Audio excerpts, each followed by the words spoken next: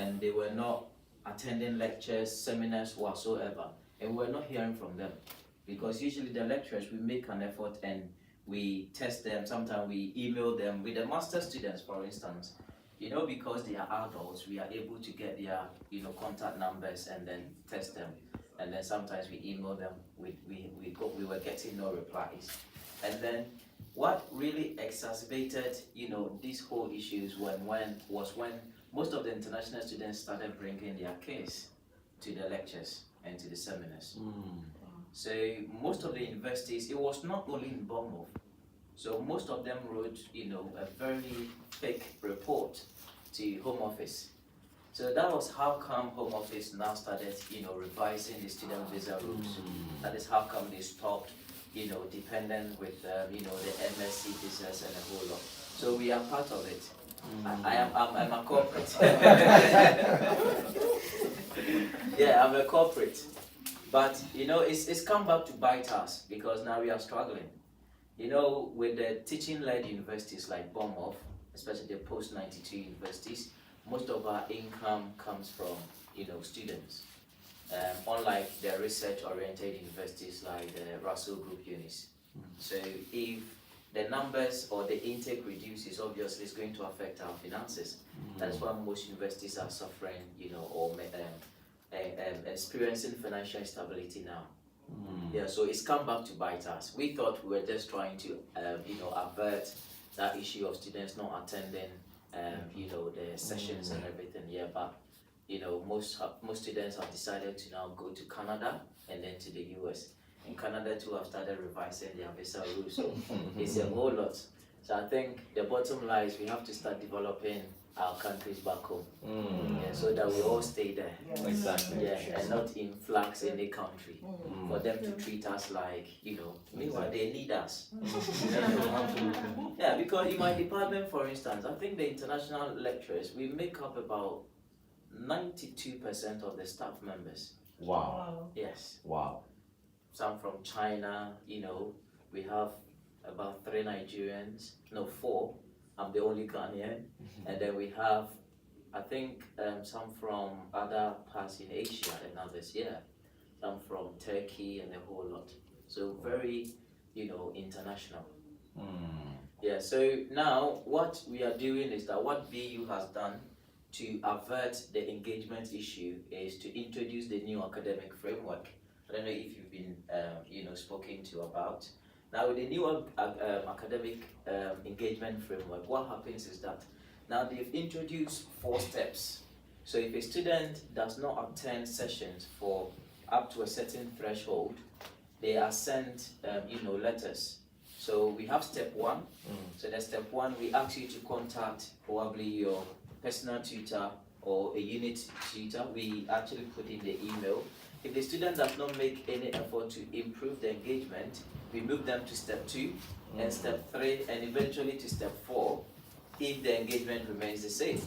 So if it remains the same, then the student is automatically withdrawn from the system. Wow.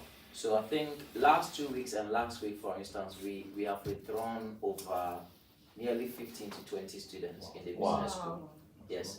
So some from the home country from England and others from other countries, because they were not increasing their engagement and attendance. So it's one of the drastic measures that Bournemouth University has really undertaken, and it's really working. They are really serious about it. Tuesday, for instance, we have another meeting on engagement. So all those students who are on step 3 and have not improved their attendance, they will be moved to step 4. And after step 4, they will automatically be withdrawn from the system. So engagement is very crucial. And of course, the assumption is that everyone came here with intention, or the programs that they've been enrolled into are preferred, or is probably what they want, and they want to, it's part of their career dreams and goals. So why wouldn't you engage? And the thing is, there's a strong correlation between attendance and then passing of a unit. If you don't attend, obviously you won't pass. And then we have a way of also checking engagement levels through Brightspace. So with Brightspace, that is the VLE, the virtual learning environment. With the Brightspace, I can easily look at a student's engagement on the unit. So because it records it in percentages. So obviously, if the student has about 3% engagement with a particular unit, it means that that student has not been looking at any of the materials on Brightspace. So that student become, or we flag up that student and they become a problem. So engagement is key. Attendance is very critical. If you want to pass, and if you want something out from the unit or the program that you have been enrolled into, you have to actually make the effort of attending the sessions regularly, both seminars and then the lectures, and then engage with your unit tutors or your unit leaders, as we call it. If you don't understand anything, they are your first point of contact. Contact them, because unlike back home where the state owns most of the universities, the public universities, so the lecturers have the right to do whatever they want. So back home, for instance, I remember one lecturer, we were trying to check a topic in her slides, and then we just got to know that all her topics or all her lecture notes were from Wikipedia. My God. So she copied everything and pasted it over there. Yeah, so they can do whatever they want and just get away with it. That mediocre education system in back home. But here, the universities are autonomous. So they have to fund themselves and everything. So the students are seen as customers. And in this country, every customer is right. Yeah. So we exist for the students. So this students from this country, for instance, most of them, they have altercation with us a lot, especially if a lecturer is late and others, and then they will just stand up and be like, oh, we are paying you to be here, you have to be, you have to be on time, and they can just talk anyhow. Why? Because we see them as such, as customers, and our salaries and the money in the university comes from them. So if you have any issue with your unit, they are the first point of contact. Contact them. Just tell them, oh, probably Dr. What, or we don't prefer the titles. Yeah, because the cultural distance is very, small in this country. So, hello Martin, can I schedule a meeting with you to talk to you about, this and that? They will happily agree to that and then set up a meeting with you and then explain it. So, where we come from, most of us are shy of going to authorities because of, our culture. Yeah, we are afraid to even get in touch with our lecturers. I remember there was a student who came to my office, and then just the mere entering my office and just seeing me seated there, she started shivering. And then, she was just fumbling with words and everything. I was like, relax. I'm Martin, very bold. I'm here. Don't have a lot of hair. Sit down, let's talk. Yeah. So I just had to create that, friendly atmosphere. So she now started relaxing and then she started talking. I think it's our culture. Because the cultural distance. In Ghana, for instance, I remember once I was doing my first degree, I dared not actually just barge into or knock on a lecturer's office. That would have been the end of my education. I remember there was one time, I think in my final year, University of Cape Coast, I forgot to introduce myself. I'll do it at the end. So what I did was, I think he was teaching, and then my friend said something, and then I smiled. Just by smiling, the lecturer left the class, and he didn't come for 3 weeks. So I had to go and kneel down in his office and apologize. So even when he decided to come back, he was not looking at my direction. And I didn't know what I had done to him. So you see, it's that thing in Africa, that cultural thing in Africa. So they actually bring it here, they transfer it here, but it's not same. So whenever you have issues, tell them, and don't be shy. Speak to them bluntly, and then they will help you, because we exist to help them. So I think that is it. And also engage with your students and colleagues. You can't live in an island. So sometimes my understanding will be different from probably Dr. Ijezi's understanding. So we have to at least correlate with other students, speak to them, and then know, and then try to look at how they also understood a particular topic that you have been struggling with, and then share ideas. 2 heads are always better than 1.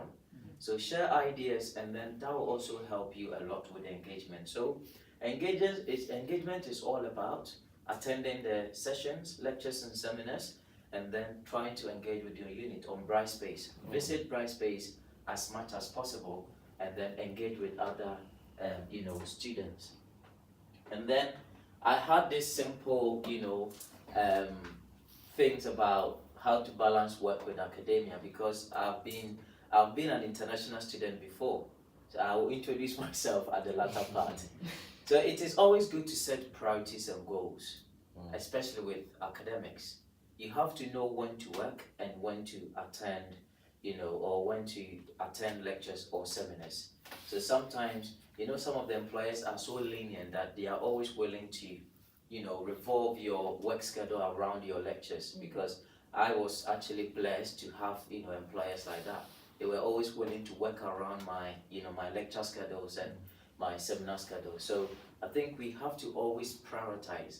As a student, you need to set both short-term and long-term goals. What do I need to achieve long-term and short-term? Then what do I need to achieve long-term? And then you start working towards them. In the long term, probably you might want to stay in this country. So you have to start balancing your short-term goals and your long-term goals, especially those that are achievable. They could be long-term, but they could be you can start working towards them now. So we don't have to, that is most of our problems. We start with, we work, and we do school, and then at the end, we just graduate with one certificate, and then we come back to square one, or even square zero.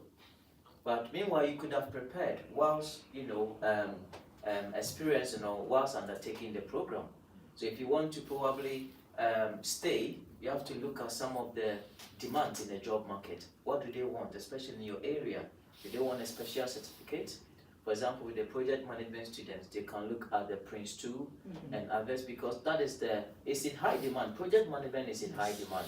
But if you don't know the requirements, you always find yourself wanting. In Africa, we had that idea that it was always about certificates.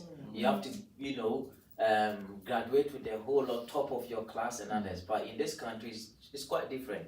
It's about experience, and it's about the right certifications. So you have to certify yourself rightly and others. So instead of investing in unnecessary things, you have to invest in yourself now.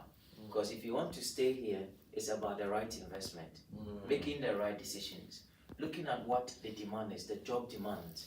What is it about? Because your certificate alone can't get you there. So it's more or less about balancing everything. But first of all, you need to set your priorities and goals. I need to pass this unit. I need to finish my program successfully. I was sad, to be honest, and sorry for saying this here, when there's this ended graduation, when a lot of our friends from Nigeria, and I will say Nigeria because I didn't say any Ghanaian student graduated.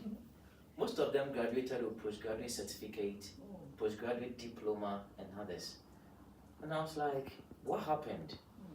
Because we are hardworking where we came from. Because of our university system and our school system, you have to put in a lot of effort. But how come they just relaxed and then got postgraduate diploma or certificate, and then they were just happy with it? I was just looking and I was like, why are you even happy? It's good that you graduated, but it's about, I see it as a waste of money in a way. Because you came here for master's degree and you are graduating with a diploma. It's a waste of money, waste of time. So most of them, probably they were happy because they've got a sponsorship in a care home. Then they are leaving their certificate, that is it. But that shouldn't be your resting place. You have to look ahead. So you look ahead, start looking at the requirements. What is it required? If you go to Indeed and others, search related job openings in your area, and then you see the criteria, what they want and others. Now most companies are sponsoring. Unlike what is in the system now, most companies have stopped sponsoring. They are still sponsoring because Home Office has never cancelled that. So we have to look at the criteria, the certificate, what do they require, and then you start now. So sometimes you can save towards that, and then you do it. So the salary you get, you have to actually, compromise. You have to compromise. you can't just come live, that lavish life. Why? Because you are not getting same back home. You see students and then, sometimes they come here and they forget where they came from. Yeah, most of them forget where they came from. I saw some, I think, on Talbot campus with a whole lot of earrings and a whole lot of rings scattered around, and I was just asking myself, are you not a visa student? Are you not a visa? So why all these? You have to be humble, study, look at what is ahead, and then go through it. And then, you take, you would actually be okay. And then create a realistic schedule. Create a very realistic one. So what am I doing? I have to do this time. I have to wake up this time and study. When I was doing my PhD, I was working at this. I was doing 2 jobs, in fact. Wow. And then look at the demands of PhD. And I had a very, very straight supervisors. Professor Thanos, he has published over, I think, nearly 500 papers. So his was that every 2 weeks, I have to produce 8,000 words, literature. Every 2 weeks. And then I was balancing that together with work, 2 jobs, and I was teaching in the university as an assistant lecturer. So I had to balance things. So sometimes I had to do night. So whenever I came back, I had to even change on the train on my way to university. So I finished my shift, close at probably 7:30, and on the train I just go to the bathroom, the bathroom or the toilet. It's not a bathroom, it's a toilet on the train. Change and then go to lectures because we had some courses that we had to do as a PhD student. Come back, sleep for just 3 hours, wake up and then study. So I'd study literally from probably 12 to 3, 12 to let's say 6 or 5, and then start preparing for my night shift. So that was how I actually maneuvered through the system. So it's about creating realistic schedule. We are not kings and queens here. And like people always say, it's a Ghanaian adage that we didn't come and look at the sea. Yes. We came here for a purpose. Yeah. And God brought you here for a reason. And God is a moving God. I don't want to actually venture into that topic now. Yeah. So we can't be just static and expect things to just work for us. Create a realistic schedule. Know that I have to sleep for this number of hours, and you have to you have to sacrifice a lot of time, this time, at least with the hope and faith that in the future you'll be blessed. In the future you're going to actually profit from your sacrifice now. So all the time make sure you are burning candles at both ends. You are just sacrificing time, sacrificing sleep, and just studying. I need to do this assignment, because of it I have to do this. And I know in this weather it's quite, difficult to even wake up and others, but you have to, at least for the sake of the future. All right. And then master time management too. Prioritize when to start assignments. Don't wait till last like most students do. They wait till the last time and then they start. So all the time they submit mediocre work and everything, and then we know, the kind of work that has been put in an assignment. So if we start reading the introduction and everything, we can easily decipher what the student has done in the work, and then we just put it somewhere. Just give it a 0 or a very low mark if you fail, and then that's it. All right. So you have to prioritize it. For instance, whilst I was teaching, I used to start my assignments very early. So sometime probably second week into the semester. As soon as I get to know it, I start. So every day whilst working, I'll be thinking about how to write portions of it. Everything is about planning. You have to plan. You need to plan. When to start assignment, when to do some readings, and then managing deadlines, and then everything. And then, like I said, you have to set boundaries. So always be clear with your employers. We lie to them a lot, about availability. And then sometimes we prioritize shifts over work. So we tell them, we are available at this time. And then because they also need people to work, they'll give you the shift. And the more you work, the less you become engaged with, your academics. And that will have a detrimental impact on the student. All right, so it's always good to negotiate for good shifts. So avoid overcommitting, especially at the workplace. Prioritize self-care. Speak to people. I always tell international students, find a family, a church family, all right? And then always go to church, meet people, interact, talk to people. Joshua Selman will always tell you strategic relationships. Form strategic relationship. At least if you don't have people that are willing to help you immediately, then you have an issue. Prioritize self-care. Yes, you prioritize self-care. Watch, if you can be with friends, sometimes you meet, cook together, share stories from back home. It's good, all right, for our mental health. Last Sunday, I was just listening to a message and I was just laughing at Prophet Elijah. If you read Rejoiner's second book, I don't know, The Conquest. The Conquest, yeah. Yeah, when he was saying that he saw Elijah and Elijah told him that he suffered from mental stress. And it was true. Looking at his latter days, he was a bit depressed. Yeah. If you look at Elijah's story, he was a bit depressed. So depression is in scriptures. Yeah, it's in scriptures. Yeah. You can't. It's in scriptures. So you have to ensure that you prioritize self-care. All right, and then you seek support from family, friends, and colleagues. I'm talking a lot. And evaluate and adjust regularly, all the time. You see, like I said earlier, always your plan, you have to evaluate your plan.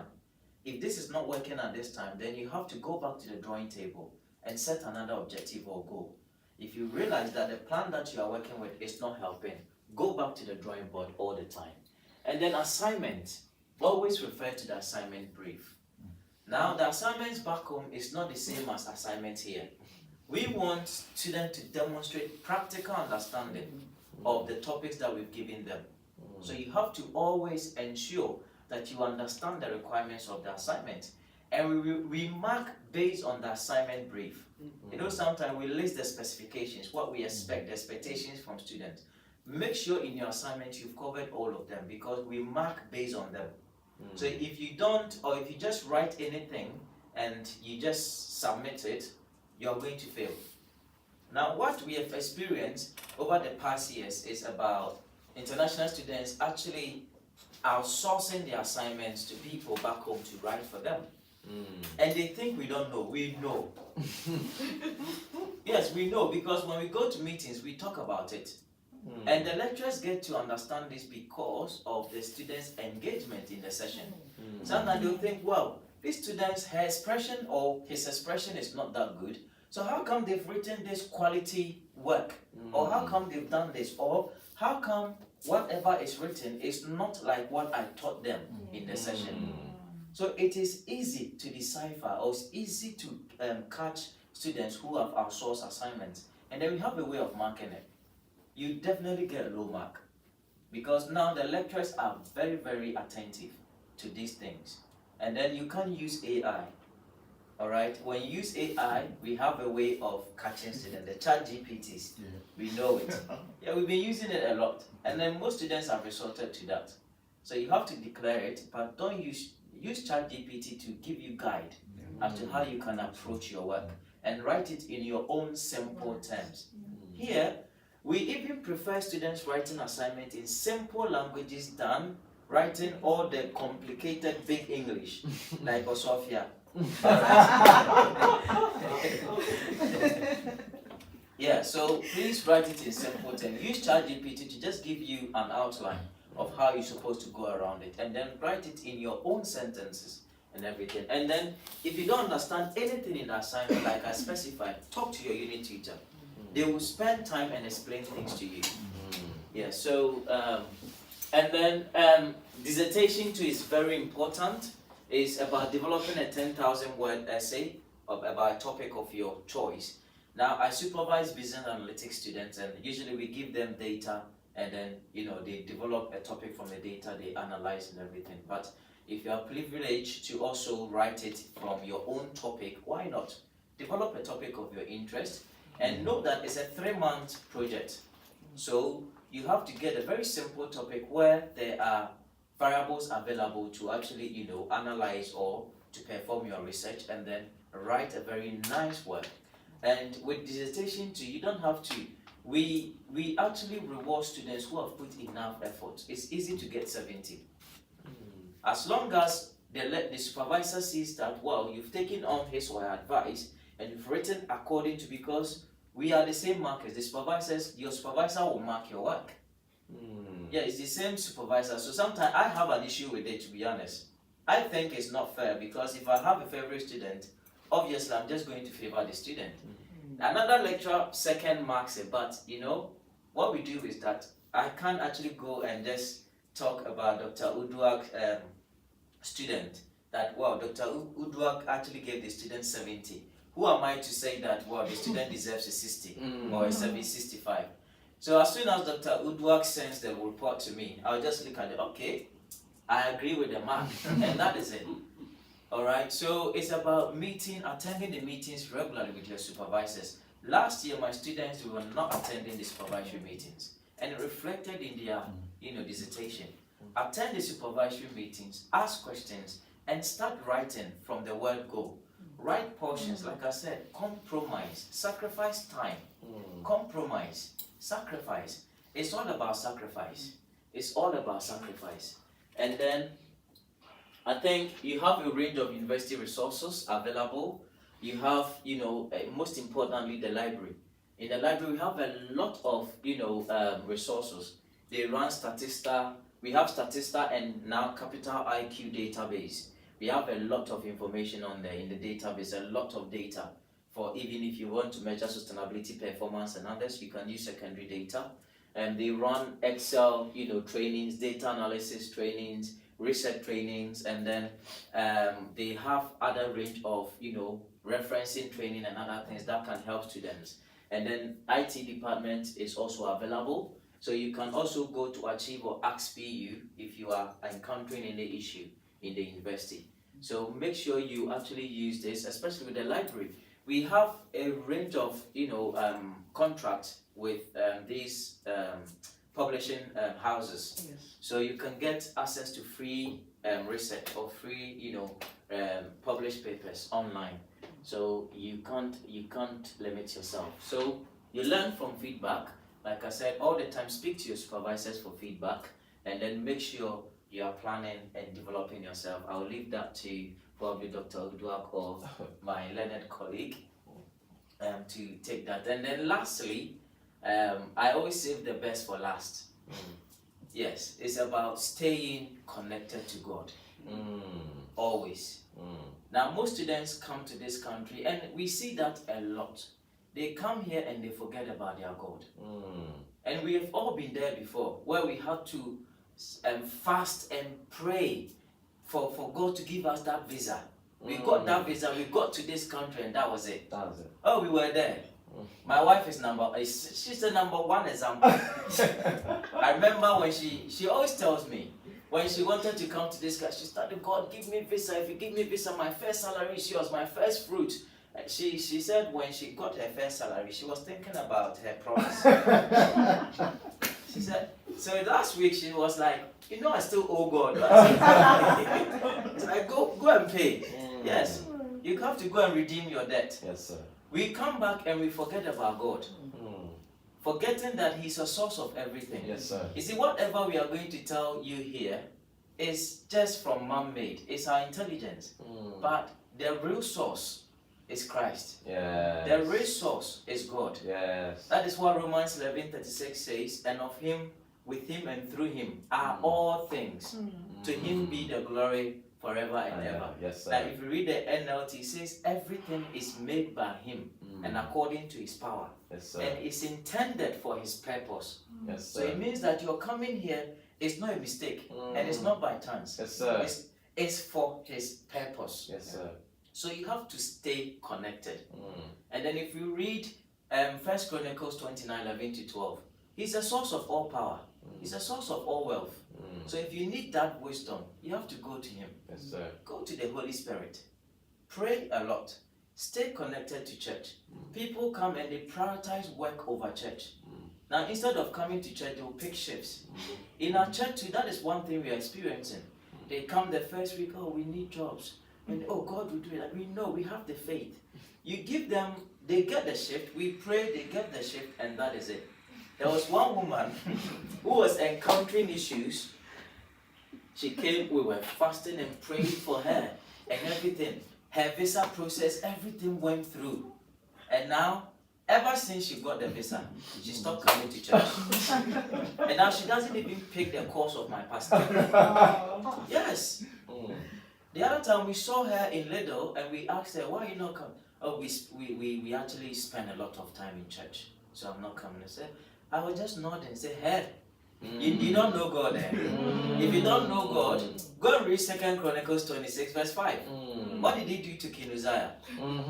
The Bible says in verse 5 that as long as he was connected to Christ, he remained successful. Yes, sir. But when he disconnected, he lost his kingship. His son took over and he became a beggar. So people don't know God and they just decide to do anything. So when you come and you start ironing pounds and others, we forget about him. Say, who is he?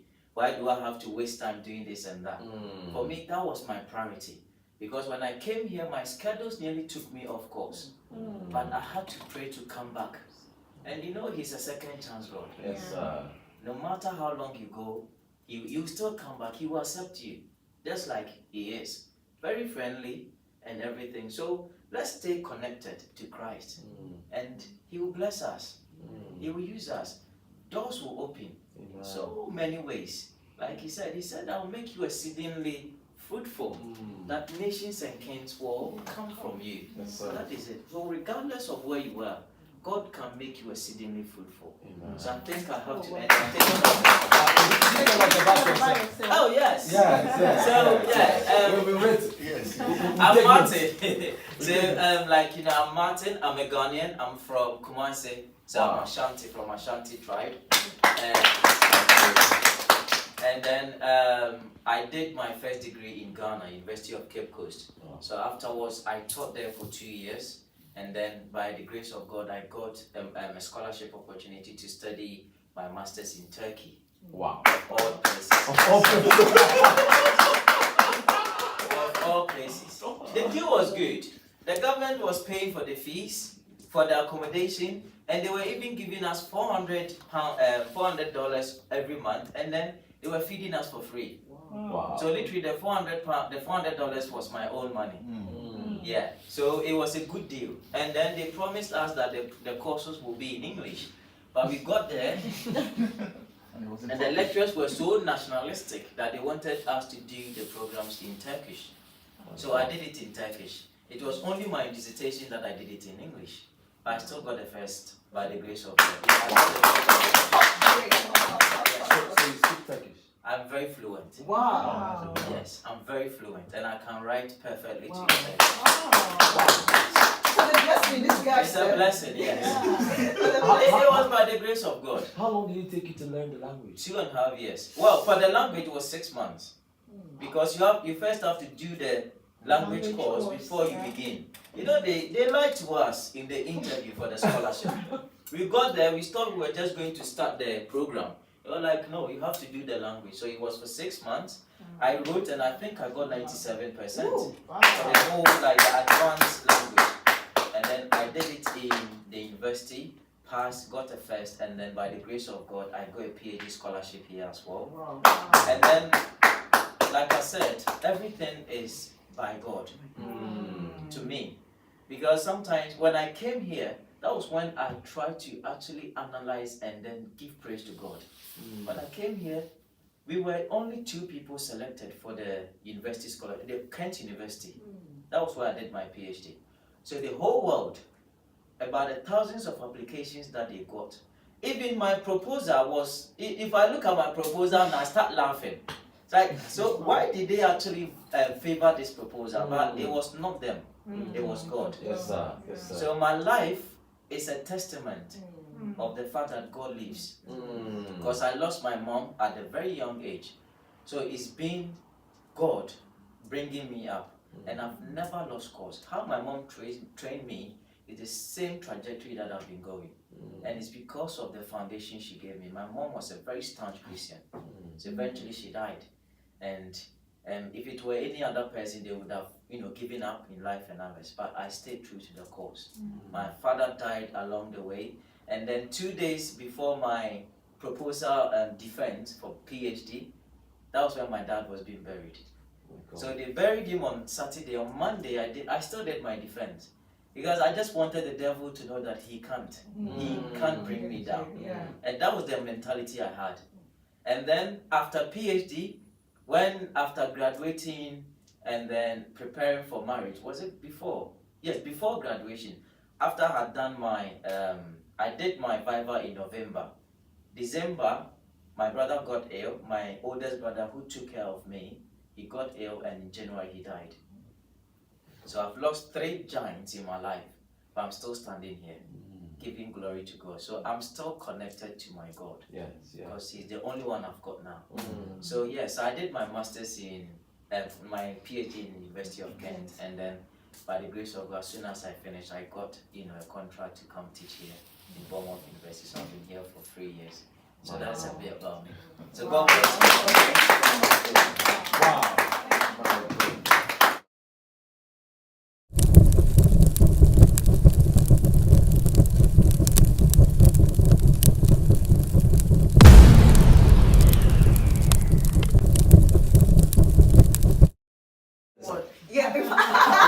I'll be honest.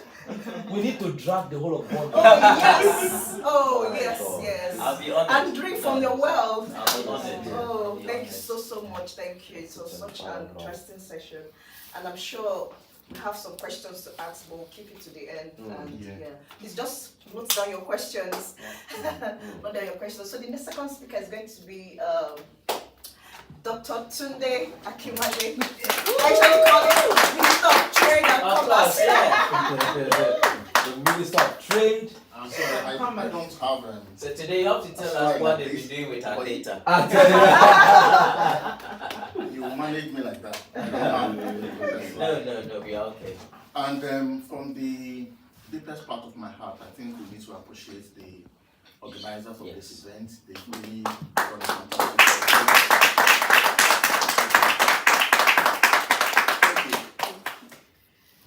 When she told me that I would be speaking to some set of new students, I was like, new students in November,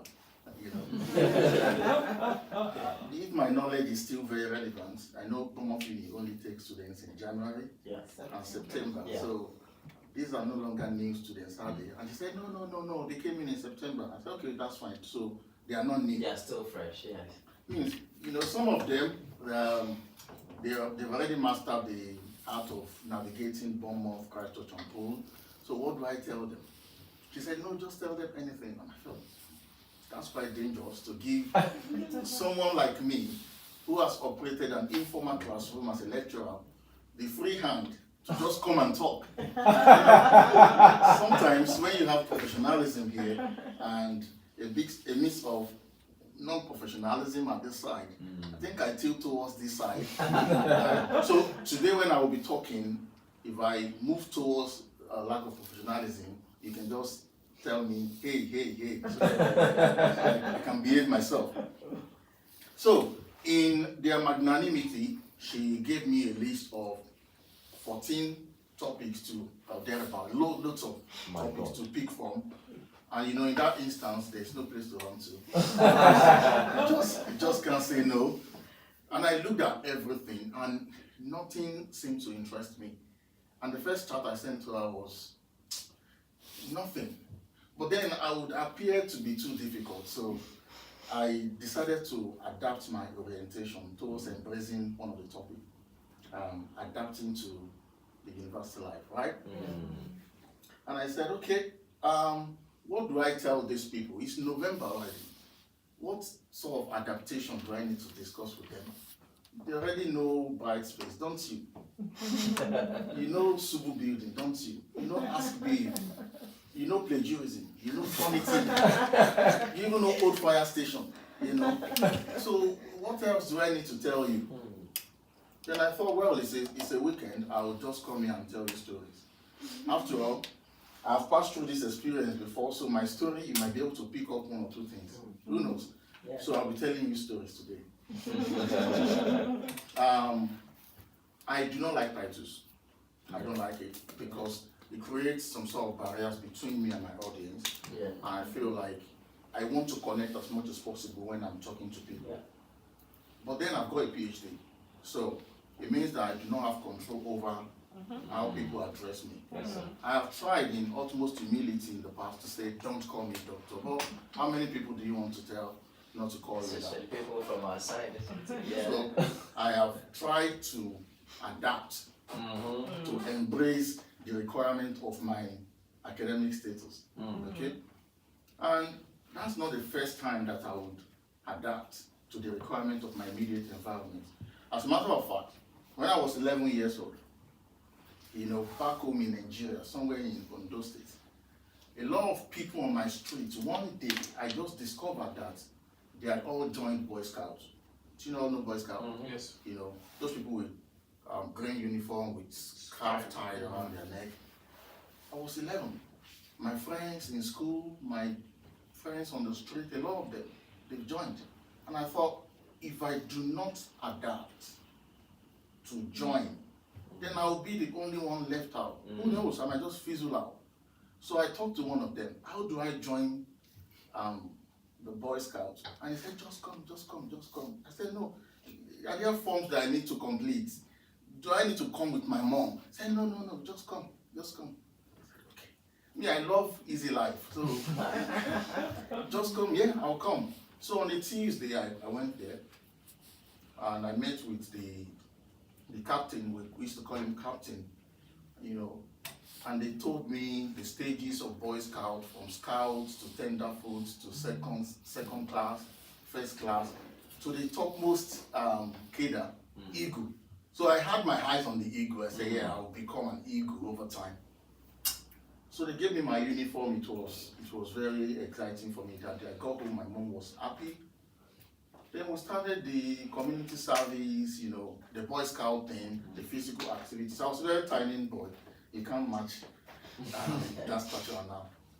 So I was involved in that. After 6 months, when I was supposed to move to tenderfoot, the captain called me and he said, I'm sorry, I'm not sure you'll be able to continue with us.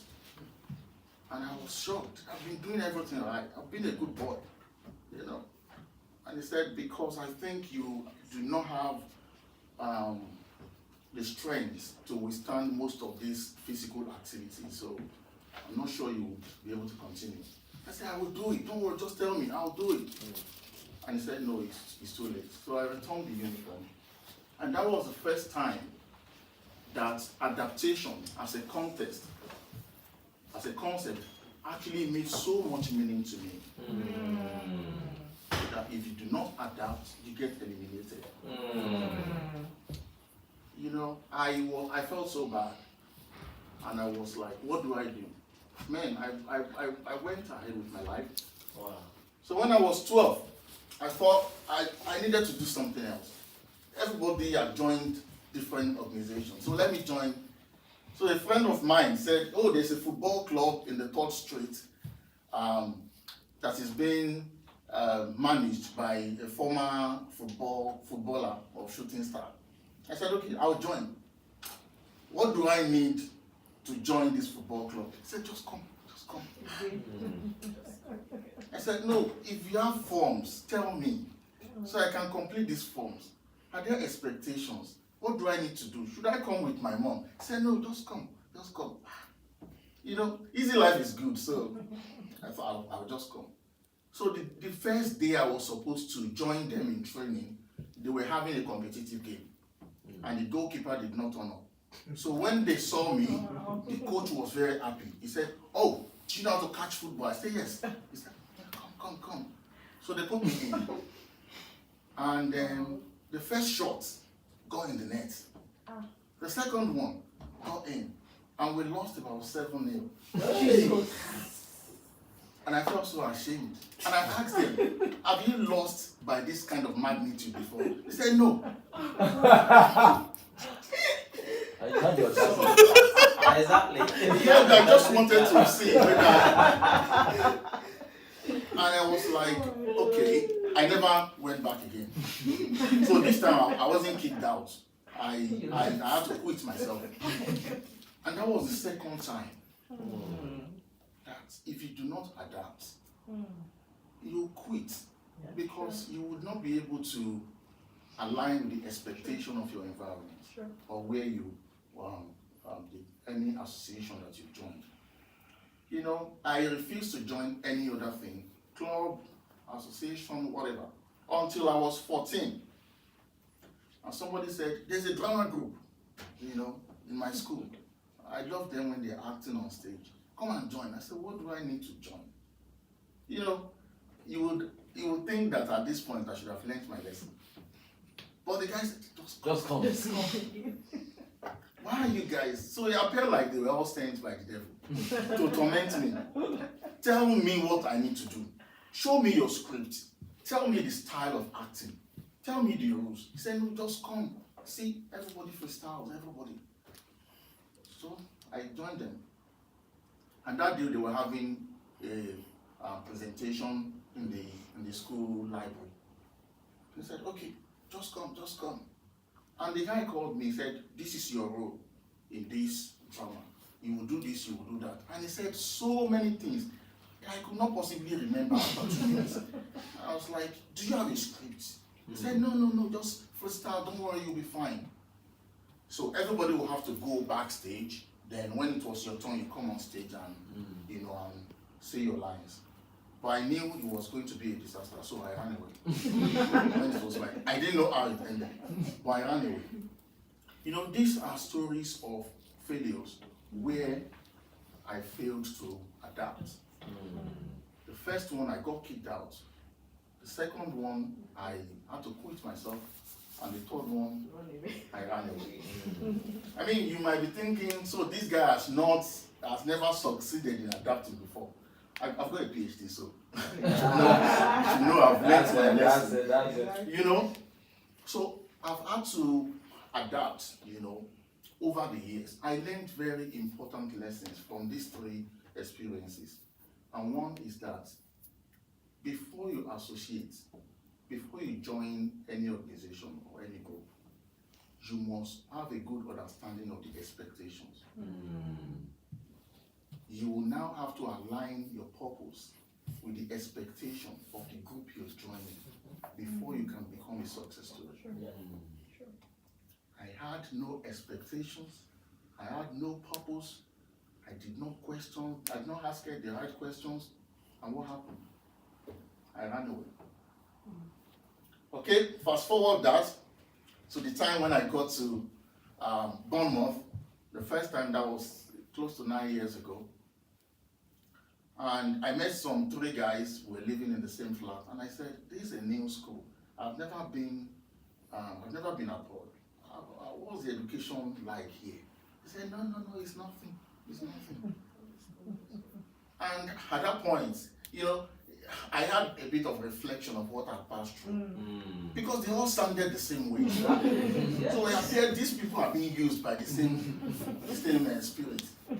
They said, no, it's nothing. See, what did you make in your first degree? I said, I made a 2-1. What did you study? I said, economics and mathematics. I said, oh, don't worry.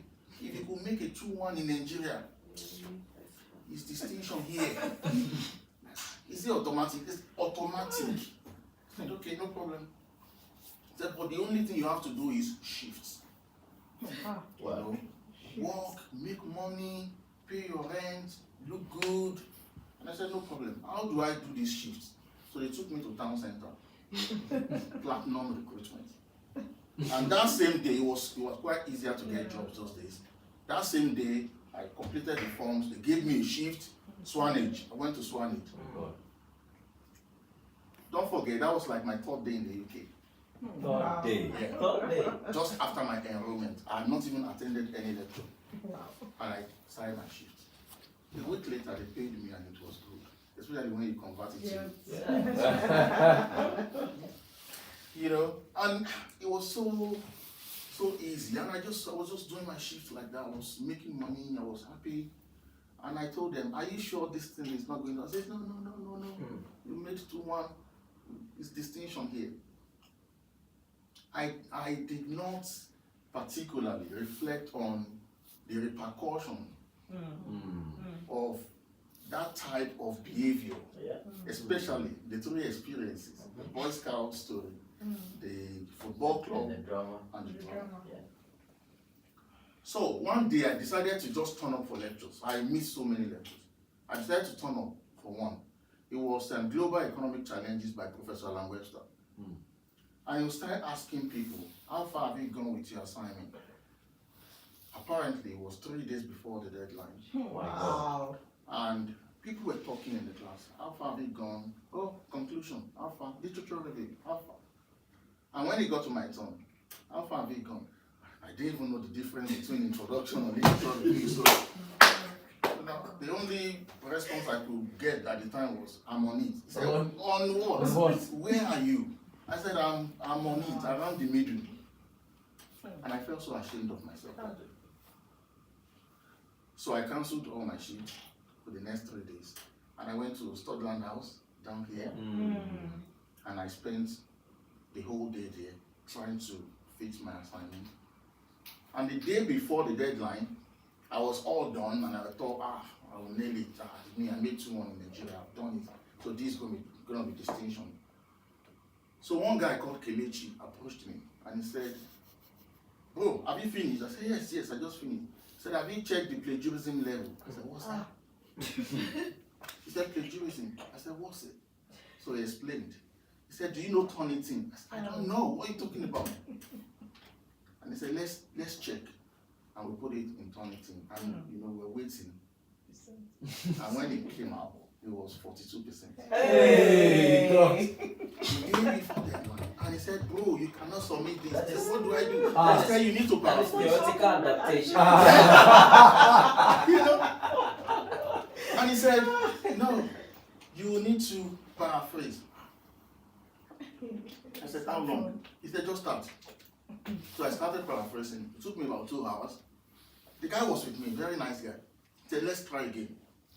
We put it in the Turnitin stuff. And it came back as 32%. And Kelechi said, you cannot submit this. You have to paraphrase it. I said, Kelechi, if I die, I die. If I perish, I perish.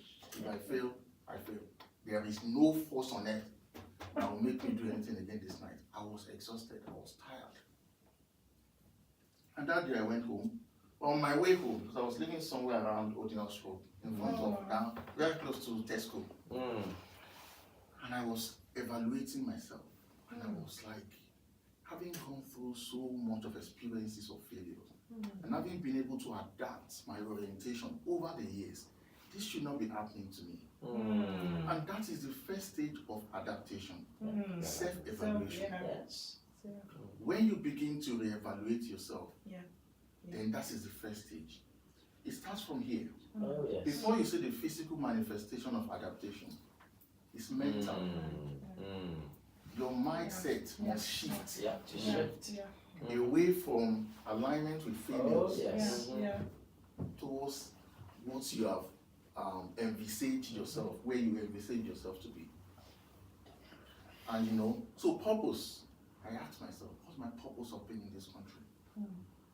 Have I been able to align? Will I be able to achieve this purpose? If I quit now, or run away, or get kicked out, what story will I tell my great-grandchildren or grandchildren when I'm 70? And that led me to what Miles Moreau said a couple of years ago. That when you live a purpose-driven life, there's a way prosperity will follow you. Yes, sir. Yes. You don't have to run after money. Live a life of purpose. Competence, Prosperity success. follows. And that changed everything. That helped my adaptation. And you cannot adapt without understanding the expectations of your environment, Yes, sir. wherever you find yourself. I went back home.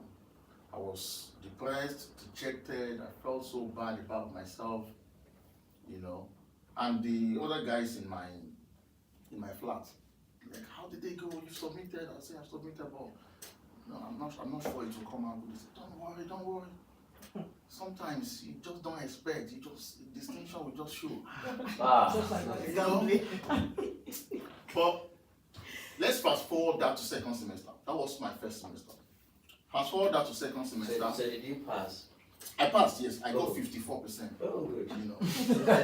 So, you know, residual knowledge, you know. Residual knowledge. You know, because I was a former scholar, so it helped me. So I had 54. And this is coming from someone that never had a C all through his bachelor's. I never had a C. All through my bachelor's degree. To now have 54 here in the UK, it was a big shame, you know.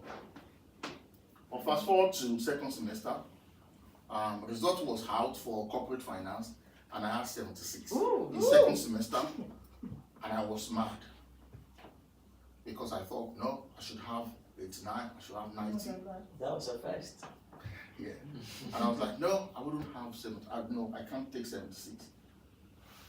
And how did I move from someone who did not even remember the deadline to his first assignment to a point where I would get 76 and I was still furious?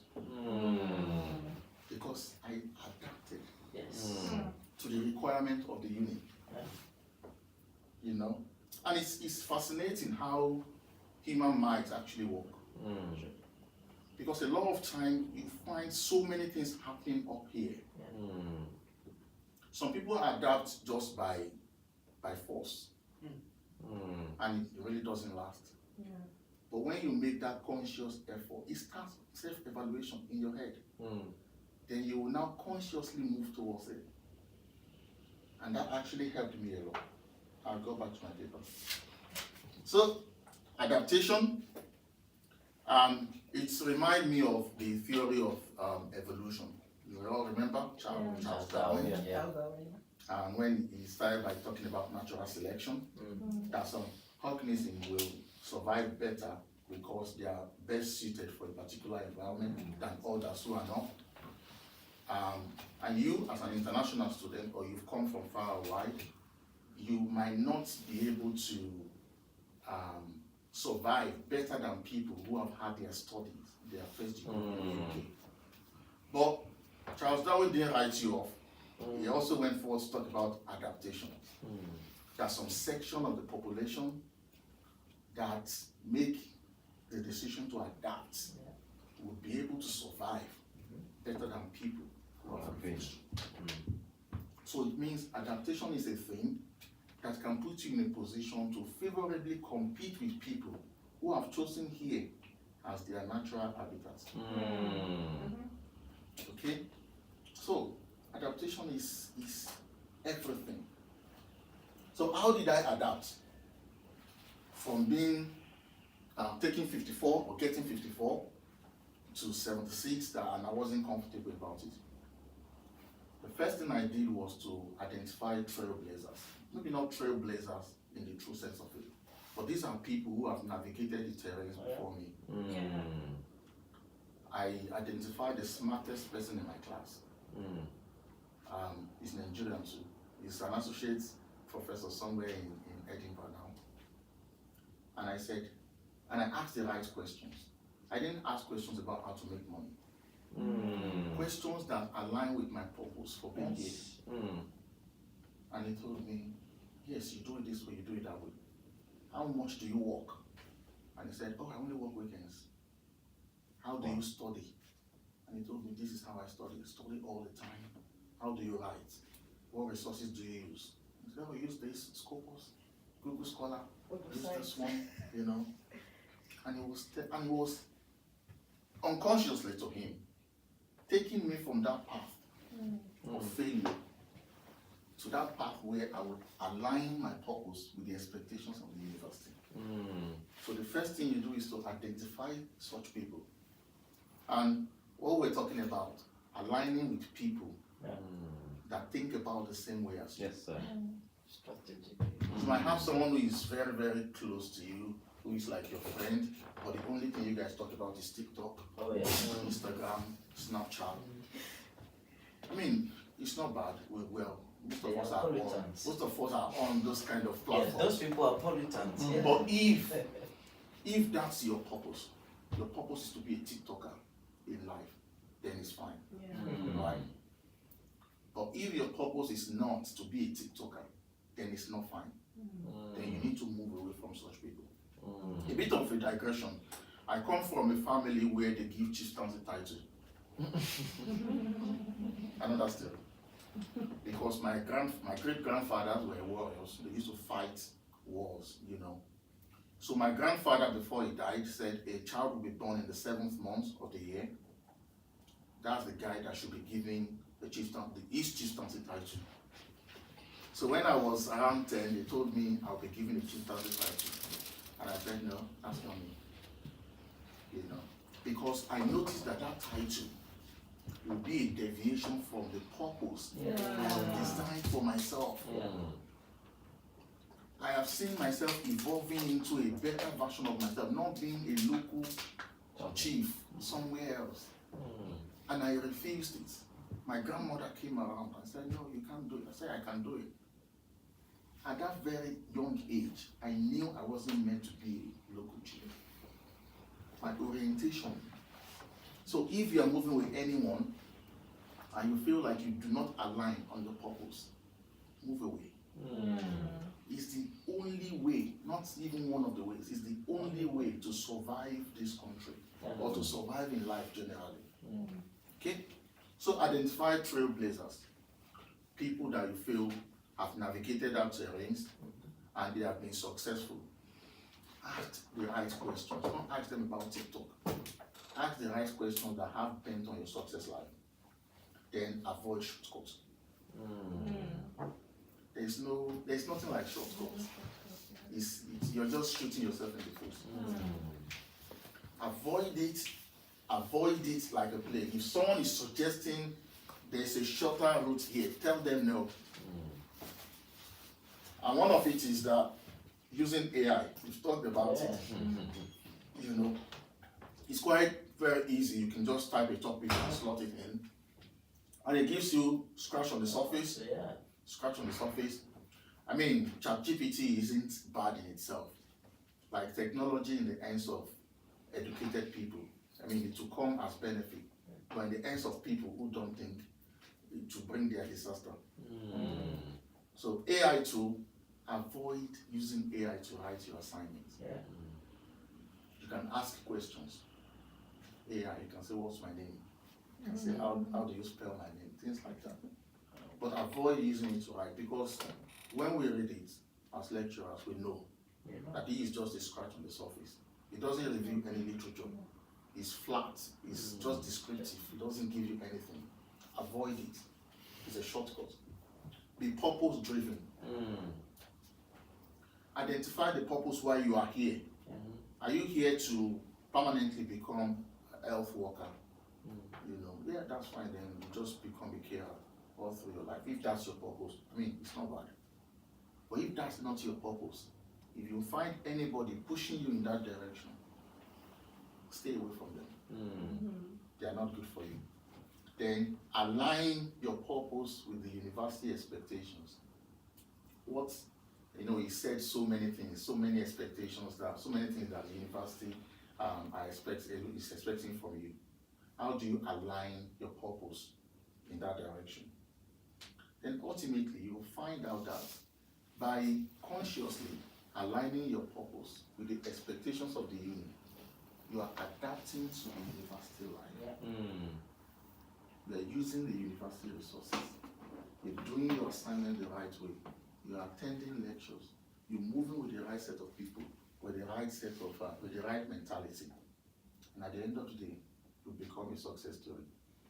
At the end of the day, when you evolve into a better version of yourself, maybe you become a lecturer. For some of you are interested in teaching.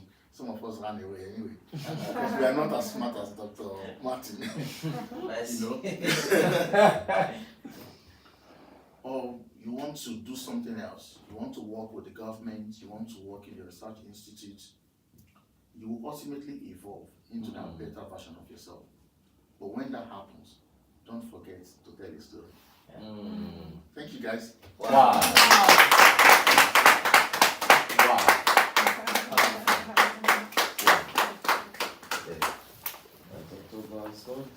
Okay. All right. I was not meant to talk. Today is not my day for talking. Amen. Amen. But it's been such an honor to be here. I mean, seeing Dr. say Martin, such an honor. My goodness. I sat back and I listened. Apostle Sama would say, when you're in the presence of greatness, be quiet. Wow. So for me, I love to be quiet. I love to listen.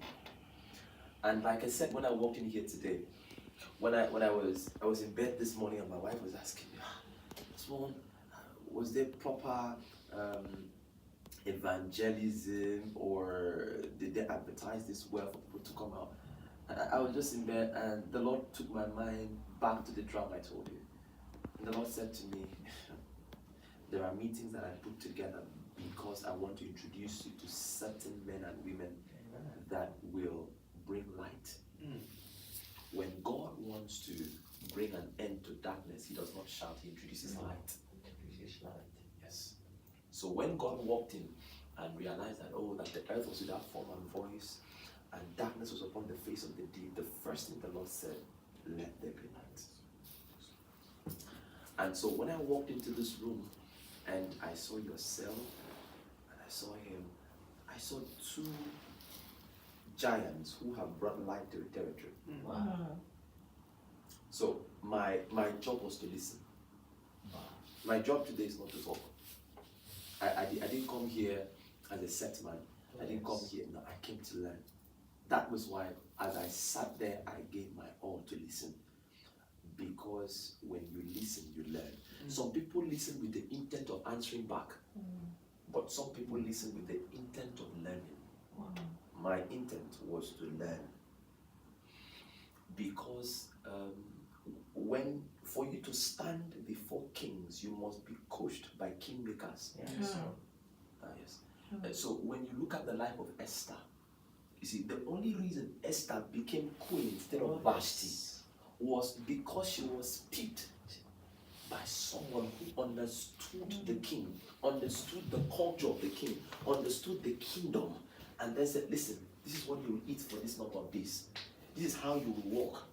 This is how you will talk. This is how you present yourself to the king." So there are people who are not kings themselves, but they are kingmakers. What kingmakers do, they enthrone and they dethrone. You will think that the most powerful man in the city is the king, but they are the kingmakers. And so when I walked in, I sensed a dimension of kingmakers here. And so I was obliged to listen. And then you were now talking about your sojourn in Turkey. You see, I was privileged enough to listen and learn. And I'm like, wow. So he went through Ghana. I mean, I have one of my fathers, Bishop Maxwell Hagan. Yes. So he's Ghanaian. I met him.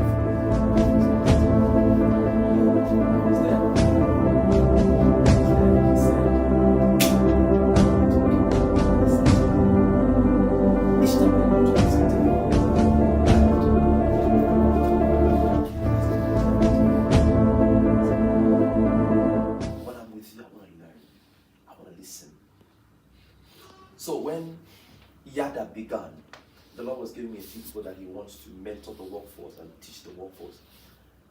And the Lord gave me his name. And I reached out to him. I didn't even know how to say it. I said, "Doctor, anything for you." Now, the time that we picked was going to be about 2 or 3 a.m. in the Philippines. And he gathered his people by 3 a.m., sir. Bishop Maxwell Hagan, who is World Health Ambassador currently, at 3 a.m. was awake to teach the workforce of Yada. That is why I do not joke with relationships. See, if all you have, like Apostle would say, if all you have is money, you have all made failed. Yes. Your life is destiny relationships. That, you see, if you don't have, for me, if you don't have people who are praying for you, sir, or you are just close to your grave. Oh yes, burden bearers. You must have people who will, some of them, my father, of blessed memory, would say that learn to listen even to the child. Wow.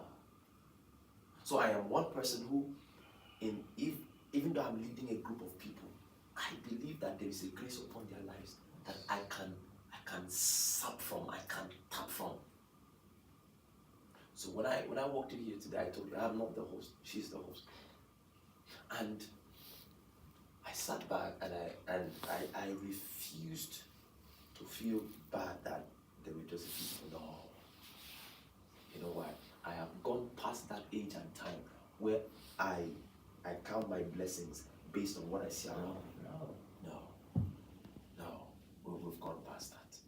Sitting in the midst of two of you, listening. I mean, you talked about your experience in Turkey. I sat back and listened. 6 months you were able to speak the language. And people have spent 6 years, they've not been able to master the craft of living in their land. That is how I think, sir. 6 months. That means that there was a regimented system. Yeah. That in 6 months you were studying a language that was not your own. Yeah. And remember, he didn't go there as a child. So you would say as a child, oh, he had the time, his brain was still okay, he was able to. No, he went as an adult. And in 6 months, he was able to learn the language at a level where he was able to score above a particular threshold. Yeah. So, what then is your excuse? So, as I sat there, when I listened to that, I asked myself, what is your excuse? So, someone went to a place and he learned that course in a Turkish language. Now, I'm sure when he went there, he would meet people that were murmuring. What sort of life is this? Why would I be learning Turkish? You understand? But then you've come to realize that right now the world is desperately in need of people who are bilinguals. Yes. What other language can you speak? All you know is English. And now you've joined this way, so you're now speaking.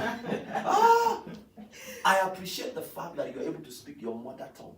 Thank you. We thank God for that. We honor the grace of God on you for that. But then, what other language? Now, that transcribed into a whole different meaning for me. What other language? What other skill? What other language do you know apart from money? Yes. So as I listen to you, sir, when I listen, like I told you, I listen with the intent of learning, not with the intent of arguing. You know, we are so quick to no, what you are saying, I know. Yes, pride. So whilst you were talking, I was like, wow, what other language, aside from money, have I developed myself? You see, Apostle Samuel will talk about a structural, a methodical system of mentorship. Yes. So aside money, what do I know? No, so aside medicine, what other field do I know? Because you must be all round, sir. Yeah. You must be able to contribute in yes. medicine, in politics, in whatever area, yes. in IT. So when people are speaking about football, you should not be naive. So what other language do I know? So yes, we know we have English, you're speaking them. But then I can walk into a place and they are speaking Turkish and I'll speak. Yes. And do you know the amazing thing? The way you speak Turkish is different from the way you speak English. Yeah. And so people will stand amazed. Wow. Always. This is a guy that was just speaking, you know, we thank God for everything. And then you now switch to what? Yes. And did you know that your expression in Turkish is different from English? Yeah, absolutely. So your expression in IT is different from your expression in medicine. It's different from your expression in whatever field. So there is a level you grow as a result of the languages you speak. So we have love, we have passion, we have IT, we have. So I learned that from you today, sir. I'm just going to pick from everything I've learned today. And then you talked about having a scholarship. And when you talked about, there were 2 from amongst the thousands that applied around the world.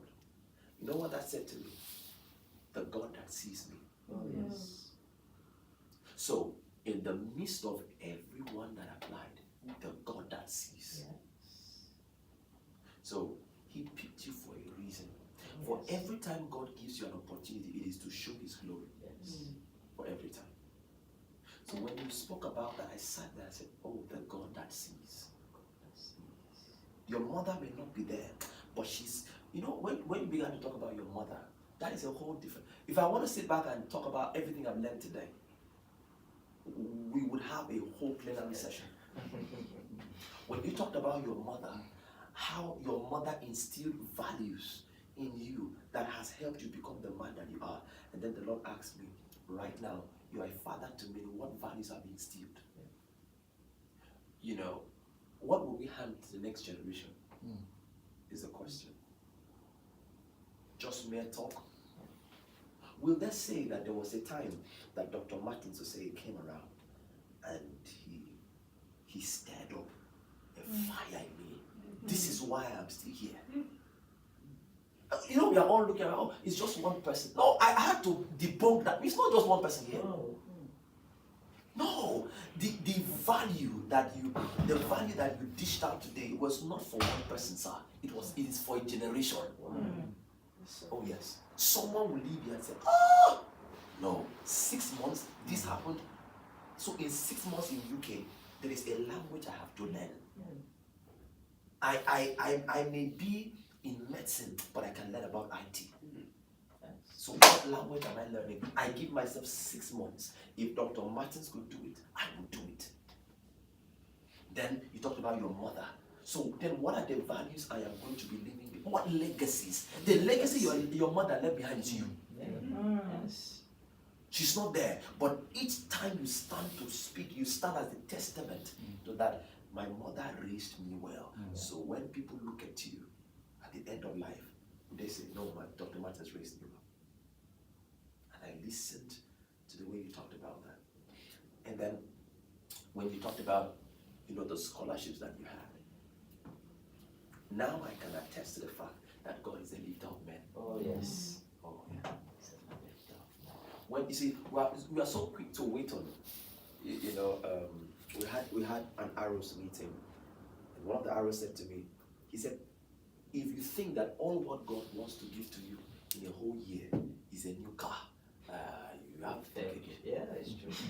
So in the entire 1 year, what God can give you is a new car.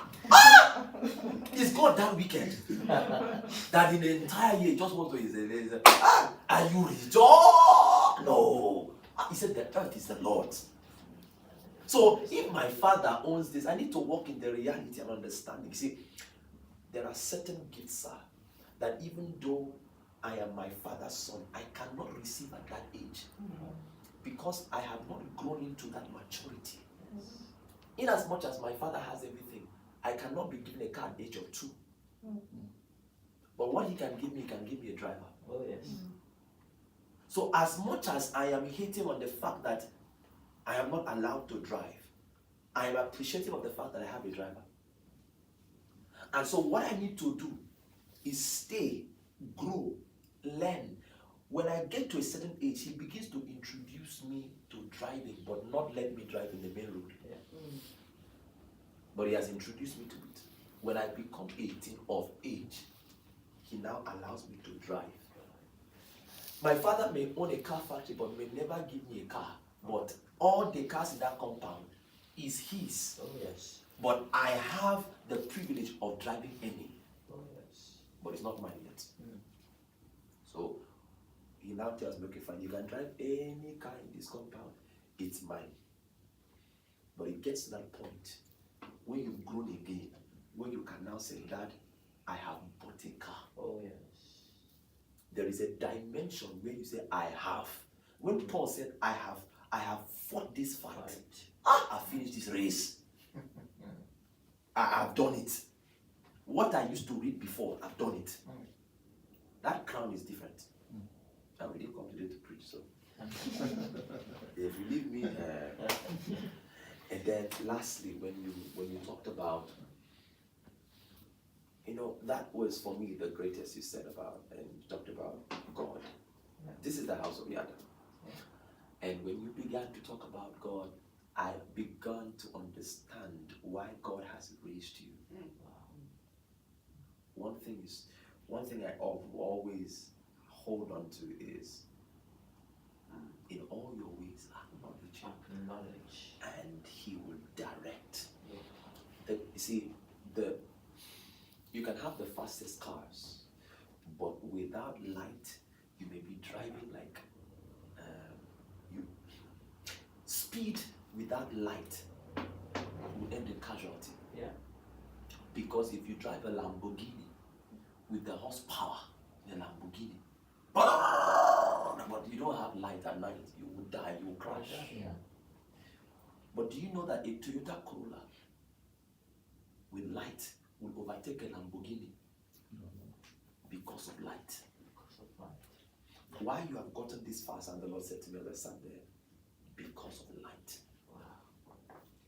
You see, God has brought you to this position because you have decided to be an ambassador of his kingdom. You know, before we used to pray, thy kingdom come. But I was teaching my people the other day, you are the kingdom You now. are the kingdom. So when you enter a place, his kingdom is here.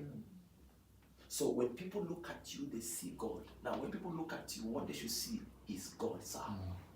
You are the fragrance of Christ. You are not permitted to allow people perceive him wrongly. When people see you talk, they should not just see Dr. Say. What they should see is they see God at work. That is it. And so I moved to you, sir. When I was, sorry, I have my secretary, my wife. She's keeping me. She said, please don't begin revival service. Amen. And you know, when Dr. Tunde was talking, I marveled, sir. You know, one thing I would say, you would have done very good in drama. I didn't say that story. I actually became the drama coordinator of Wow. the team. Wow. Yes, but that was another story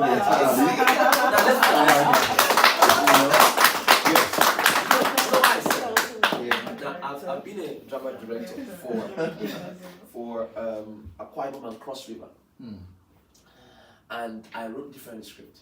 How I was able to discern that you could have been was your ability to create a story out of your experience. That storyline was well documented, well articulated, and well narrated. And at the end of the day, he was able to bring out a message. So you listen to certain people, they talk, and you're like, okay, so what really have we? It's not adding. But you were able to, and then you see your ability to carry the audience. Both of you did well. But there is something you did. There is power in repetition. You see, even in scripture, whenever you repeat after, it's powerful. So where you were repeating, you realize that we may be a little people here, or a few people here, I would say, but you did something, and if you engage that, you will see that you'll engage your audience the more. For the three scenarios, we all knew that there was this. Yes. Just come. Just come. So you see, now you may think, so you can see that everyone listened because you came from a very artistic approach. You were able to coin from the first to the second to the third, and then we saw a semblance of a system and a pattern, because there is power in patterns. Oh yes. If you want to, if you want to know where a man is headed, check where he's from. There's power in patterns. There is power. So you have a choice to either break free from a pattern or remain there. There are families that, when you talked about the chieftaincy titles, if you had refused to say, you know what, this one is not my own, they would give it to you. And at the end of the day, you will see that there is no need for you to travel. You don't need too much knowledge to be a chief. You're just singing. Do you understand? You don't need too much knowledge. What PhD do you need to be a chief? Stay there. Okay, you want to be a PhD? They surround. You need to solve problems in your community. Now, and when you mentioned that, the Lord said to me, did you know that many people, they have lived a stunted life because of patterns. There are many people who have accepted positions. See, it's not every open door that you should go through. Yeah. You see, that a door is open does not mean you should go through them. There are doors to prisons. Yeah. There are doors to graves. There are doors to kitchen. There are doors to living room. There are doors to toilet. When you are pressed, you don't want a door to a parlor. Is someone getting me? When you are pressed, it's disturbing you. You cannot hold it. You are speaking in different languages. What you need is a restroom. Oh, yes. So you must know the door you want to go through. And so, there are some blessings that come, but it's not a blessing for you. I normally will tell my people, I say, that they are blessings, but you need to know, is it for me? That is why in all your ways you acknowledge him, because that directing is, he will tell you, oh, this scholarship is good, but it's not yours.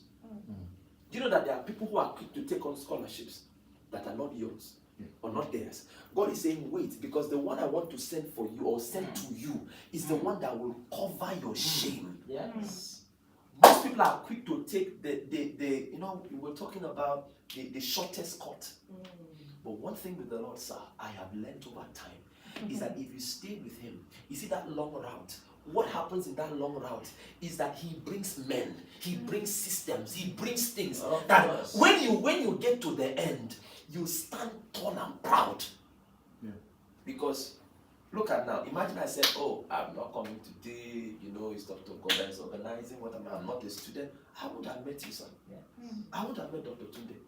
And look at the wells of wisdom dispatched here, free of charge. Nah. Never you trivialize your journey. Nah. So I learned that from you, sir. And then, like I said, your story making, your storytelling technique. I'm like, wow, I need to learn this again. It's been a while I wrote drama scripts. So when you brought the storytelling technique, I said, I need to engage this in my preaching too. Because I am so used to fires, the devil will die, So, but you see, I'm serious. Some of my people here, they are not used to hearing me talk. So they are used to seeing me pray. I can lead them to prayers. Now, if I turn this right now, you'll be on your knees, sir. You see the 10 heavens. Yes. But then the Lord said to me, you must also remember that you're a teacher. Yes. When you were talking, the Lord had to remind me that I gave you the gift of writing scripts because I want to show you how to pass my message in a beautifully crafted way. One of the gifts God has given to you, sir, sorry if I will delve into the prophetic for 30 seconds. Sir, the way you're smiling, sir. You may not like it, but you have been running away from it. But no matter how you run, it will catch you. I know you don't like the pulpit. But one of the graces God has given to you is the artistic grace. That you are able to play with words. And your words, they are soothing enough to, it is. So it was your words that made you win your wife, sir. So let's go back to what we said. So what the Lord is saying to you, sir, is that, and he said that to me as well. So it's a two-way thing. That's why I said I learned a lot today. Go back to what he asked you to do from the beginning. You have stopped, you have pursued career. It is good, and it's taking you places. But God is saying, you and I know that this is your run. You are running, I won't stop. I'm sorry, prophetic stuff. Am I saying anything right, sir? Yeah, okay. Now, so let me try and end because, okay. So, go back to the drama is a ministry of its own, sir. A ministry that sometimes you don't understand how you got into it. The way you write script and the way scripts comes to you is very strange because it is a ministry to you. Absolutely. And God is saying, go back to it. Go back to your monologues. Go back to it. go back to it. If you want to turn it to a podcast, feel free. But go back to those monologues. You are a deep thinker. You see beyond the lines. So what God is saying is go back. Your drama is not 50 people drama. The way God deals with you, your drama could be 2 people. But the way the message will be passed, people will sit back, how did you get here? Get back again. Get back again. Your wife has it. Your wife has it. So your excuse is, where do I have the time? Start with her. Okay, so back to what I learned.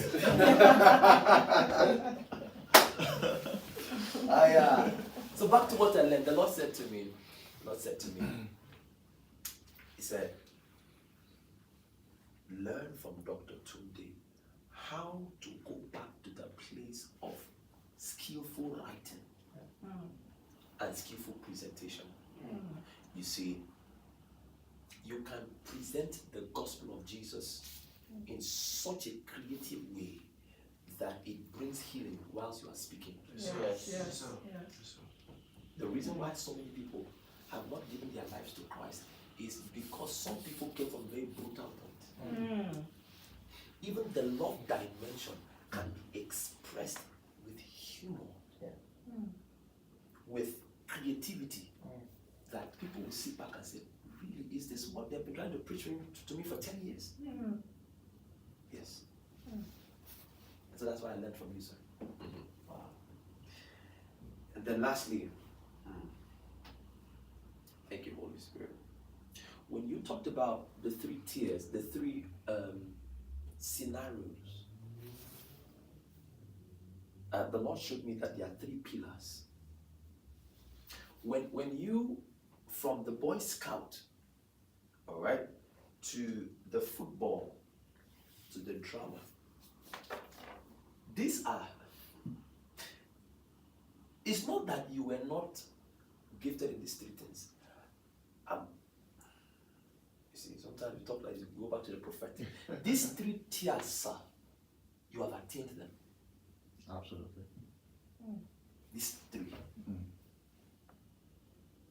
Now, but when he failed, ran away, most people have failed and closed that chapter. God said to me, there are 3 pillars. Go back to those places you think you have failed. Look at them again. You realize that some of them were your angles of strength, but you were too careless with them. If you ask me, doctor, or Dr. Tunde, you'll get to hear that sometimes, or in the areas that they thought that they struggled with, it has become an area of strength. Yes. Many people want to quickly go to areas that it's too easy. The easy one does not mean that it is your path. Sure. The easy path does not mean that it's yours. No. Go through it. Go through it. And then lastly, you see, I am grateful for the gift of these 2 speakers. I'm still going to listen to Dr. Ogo. And then, yes, because I need to listen to her. But then, the reason, like I said, there's nothing written. So if you see me scroll my phone, I didn't write anything. I was just listening to you. I listened with the intent of learning. I listened with the intent of gleaning from the wells of wisdom, you see, because what has been happening today has been, I saw a fountain like a well. With joy, we draw from the wells of salvation. Now the question is, you need strength to draw from a well. So why didn't the Bible say with joy? Then, you see, I was telling my wife the other day, the Bible is intertwined. Oh, yes. So he said with joy. Now you go back to another scripture, the joy of the Lord is my strength. So, sir, that joy that you were drawing, sir, that joy, there was strength inside. So with strength, there was a metamorphosis. With strength and joy. You see, when you stay in joy, you see, what is upon the head of a man is result in what surrounds himself. Change what the man carries, what surrounds him will change. So, with joy, we were drawing from the well. Because in that joy there was strength. And what came out at the end of the day is what makes us stand. So I was sitting back to enjoy and be blessed by your ministry and by your ministry, because they are both ministries. And believe me, this will not be the last time of receiving you. Amen. Praise the name of the Lord. I said I didn't want to preach, amen? Amen. All right, so please let's receive Dr. Ogochukwu. Shut that white hostel.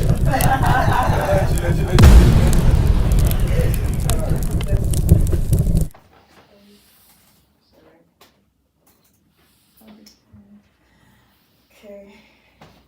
I have some slides anyway, so let me just. Thank you so much to the speakers and listeners. Thank you. It's been an awesome time and such a privilege to be here. Thank you.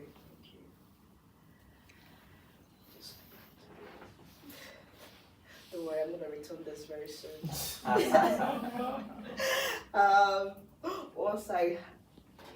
Once I'm done with Dr. Gold.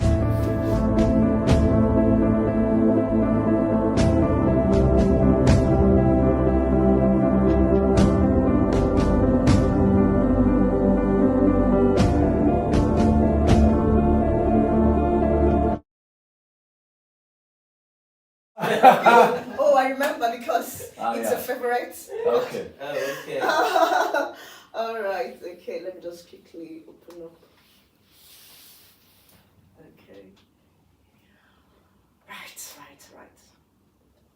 Oh, I was gonna use my glasses, but You're trust healed. God. Oh, I love that. I'm healed. Yes. I'm healed. All right. So, yes. You all know me, so I don't have to mention my name again. And I guess we are one student, apart from one person that is seated here. Anyway, don't feel bad about that. Yeah. Okay. So I will just quickly, because of time, I will just quickly run through. And first of all, I remember when I came here to do my master's, because personally I love reading. I love asking questions. I don't just... Well, for that part, we know. Yeah, so, and fortunately, there was one of my lecturers that, the first time he lectured us, I was so engrossed, and I said, okay, I think this man will be my supervisor. That's for my master's. And because of my background in statistics, not much of reading and writing and all of that. It's just more about figures, data, and all of that. It was a bit of struggle because there was this course called research methods. You have to read, read papers, you have to read articles and all of that. It's not, I didn't read all in my undergrad, but the writing skills, it was a different approach, And in a way, I thought it was punishment because I had to keep drafting, keep writing until I perfected it. And on the other hand of it, I was enjoying it in a way because I love things being done in order. Perfectionist. Gantt chart. I love Gantt charts. Yes, I do love Gantt charts. And yeah, so when it comes to research, listening to Dr. Akimade and Dr. Osai, yeah, they've said so much around research and all of that. But there is this thing, when you want to write or you're trying to handle a task, you can't just start writing based on head knowledge when it comes to academia. You need to read papers, you need to read lots of papers. I remember one of my friends, he's a lecturer at Oxford. His name is Dr. Yemi. Oh my goodness. Before I started the PhD, I asked him lots of questions. I asked him, okay, how many papers should I read to be fully prepared and all of that? He said he doesn't have any answer. I should go and read. He was so strict on me. Like, I said, hey, just tell me what to do, you know. He said, in fact, he can't tell me the number of books, the number of papers. I should just keep reading. And I asked, okay, how about writing? He said, the more I read, the more I know, the more I write. It's like a cycle. It's a Yes. snowball effect. Yes, you know. And I said, okay, I'm going to give it a shot then. And, you know, when it comes to research, you need to be very critical when it comes to research, because you can't just read anyhow and expect to write something that is very good.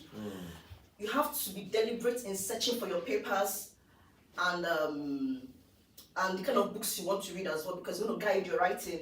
And what kind of helped me during my writing was I had to read papers written by lawyers because they are very argumentative. Yeah. So I had to draw from them in a way and all of that.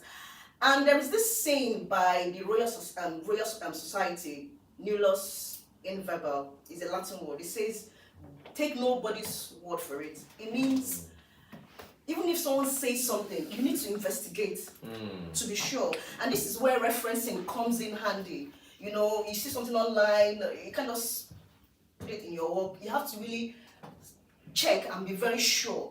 And I remember when I was teaching my students, sorry to digress now, I remember when I was teaching my students, some were saying, well, there's shortcuts. So when you mentioned shortcuts, I said, there are no shortcuts. You know, just try and pay the price. Be patient. Yes, Then with time, you would get yourself familiar with the roadmaps and all of that. So back to the research strategies. So I realized that when you're searching for papers online, you have to apply some techniques called the Boolean operators, the and, the or, and the not. But it's on the safe side. It's better to use the and the or operators, because when you use the not operator, you might you might mistakenly eliminate some papers that are very important. So not to shoot yourself, just use that approach. Yeah. Then, in case of reading academic books and journals, what I've come to realize over time is, for example, sorry, what course are you studying? Medical imaging. Okay, thank you. So, in terms of medical imaging, what I would advise is basically go to journals that focus on medical imaging. It's going to help you. Try and you can just type journals on medical imaging, then you see list of journals. In fact, it was during my PhD I realized this approach, you know, go through that route. Then you can also check, there are lots of databases. We have Scopus, I don't know if you know about that, I'm sure you do, yeah. Scopus, Web of Science. So on those databases, you can just use the Boolean operators to retrieve papers, yeah. And another thing I also found that in searching for papers and all of that is using keywords. It will eliminate wasting of time, you know, dwelling on a particular thing for a very long time, not just going to Google and just type. There were times I cried. I said, who sent me message? Who sent me message, you know? So I had to use keywords, and I found out that Scopus, my supervisor usually say, Dr. Davis, Dr. Philip Davis, he usually tease me when I try to talk to him. He will say, oh, Scopus. I just call Scopus my baby, because there is nothing I'm looking for. If I don't go to that database, I won't find, you know, Scopus and Web of Science. So those databases have been very, very effective. Of course, there are other kind of databases. So anything that's related to your own course of study, you can just look at that. Then academic style. So when it comes to academic writing, you know, there are different approaches to writing. But what I would always encourage people is, don't just start writing for the sake of writing. First of all, you need to understand what you want to write. Read the papers and highlight some key areas that are very important. Make sure you understand what those authors wrote. If you don't understand them, it's a problem because you might be tempted to copy and paste. And that is where plagiarism comes in, you know.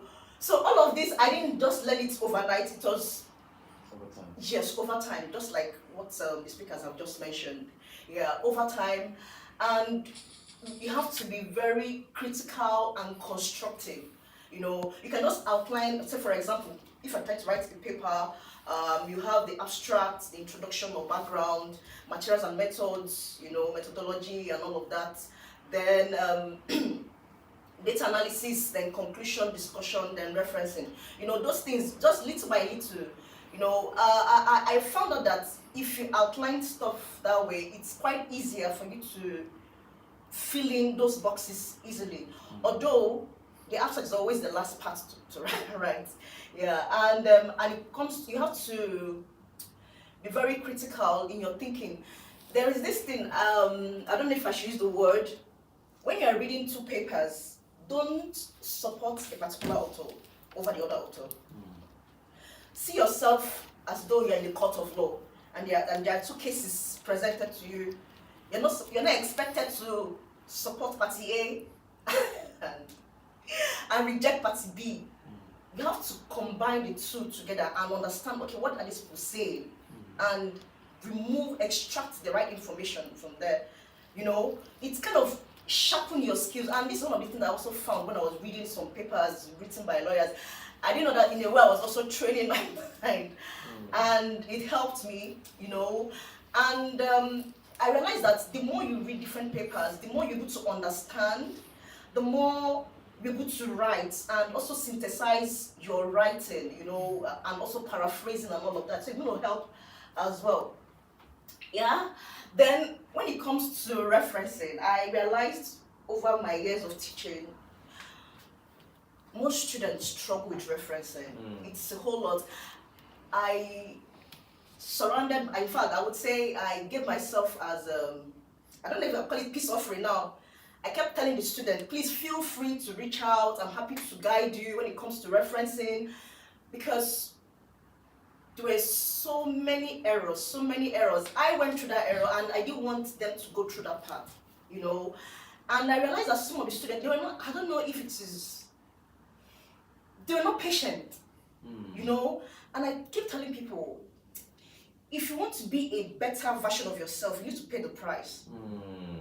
You need to pay the price. People might not see it at once, but you're not looking for anybody. You're trying to shape, make your mindset sharp, you know.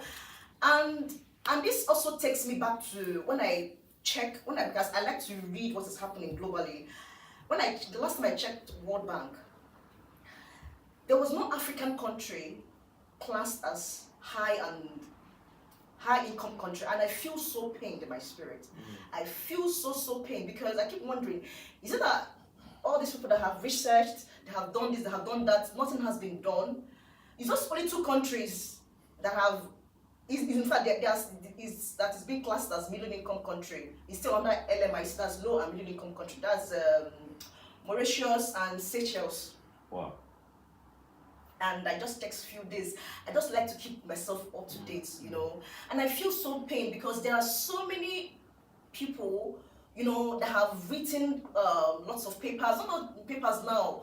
They have developed models, and I keep wondering, what is happening to the World Bank? What is happening to the World Health Organization? You know, are you just refining people's ideas and not coming up with valuable ideas? Or I just kind of, I feel so pained, you know. And this is where, when it comes to referencing, why I brought this is because when you're writing a paper and there is no proper referencing, or you're trying to look for the short approach to just put anything in there, it affects your ideology, you know. Some persons have asked me, the papers that I cited, that did I read everything? I said yes.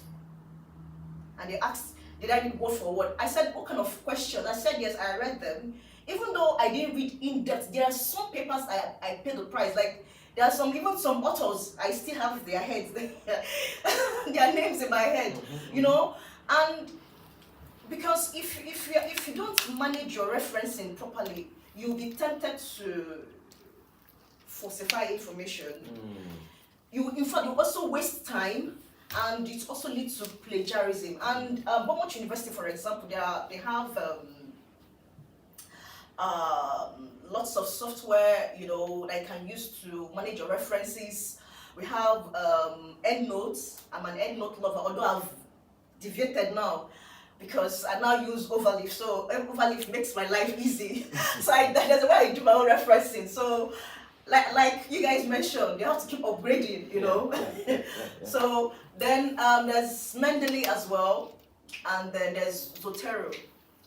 So I'm always happy to help out, to guide people through, because when people keep looking for shortcuts to do stuff, it's not going to help. And this is why I had to mention the World Bank stuff, and I keep wondering why those in low and middle income countries are not really striving to climb that ladder, not just trying to put in any kind of thing that comes in there.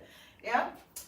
Then academic integrity. Okay, I'm gonna give a short story, just a very short one.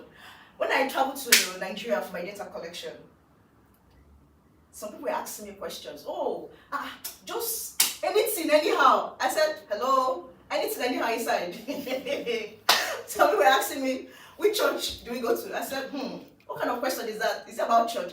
I asked the first person that asked the question, I said, okay. I said, do you want to change in Nigeria? He said, yes. I said, okay. It starts from you and I. I said, how would you feel if I just manufacture this data and tomorrow when I'm trying to report my findings and you found out that, this auntie, we know where she got the information from. How would you feel, you know? And I went to a different place. The same thing. I noticed there was like a pattern. And I said, no, this is very, very wrong. You know, even before I came to the UK, I've always had this mindset of paying the price. Because there's no point trying to forge anything, say what somebody did not say. What if somebody asks you a question, okay, wake up, okay, explain this, how do you go about it, and all of that. I've always had that during my undergrad, because I have a first degree in statistics, and I had to, when I read, I don't just read to pass my exams. I want to read to understand, so that when I'm being asked questions, I'm able to defend myself, you know. And it kind of helped me, and in a way, even it kind of helped me when I planned to come to the UK. There was this course in my second year called Ordinary Differential Equation. There were lots of issues around, how we're going to pass, how we're going to do this and all of that. My roommate and I went to the library. We picked up a particular book, Engineering Mathematics, by K.S. Strode and Dexter Booth. We read the book. We had to understand everything. As in, we said, this course, we stay here, we must pass this course. You know, we have to understand everything. Even though it was looking very, you know, during the class, it was as if we're seeing different things that we didn't understand. But because we have already made up our mind to understand and not trying to manipulate anything, you know, thankfully, we passed the course. So we didn't sit down together, so don't start looking, no, how to get past. We didn't sit, exam halls, in fact, you will see somebody here. So why I'm bringing this in is because when you are reading something and there are some level of errors or adulterated information, it harms your mentality. So it's something we should run away from, yeah? And thankfully, by the grace of God, my data sets that I got from Nigeria, I'm happy to say that I had to pay the price. If I'm presenting my findings anywhere, you know, I can beat my chest and say, yes, I got this data and I can present it with full confidence. Then also citation, that's also another thing. Citing properly. So Beaumont University have different approaches. We have the BU Harvard, we have APA, different methods. So it depends on your department, the kind of format they use. So you have to ensure that you use that approach. I know that the library they update their record every year.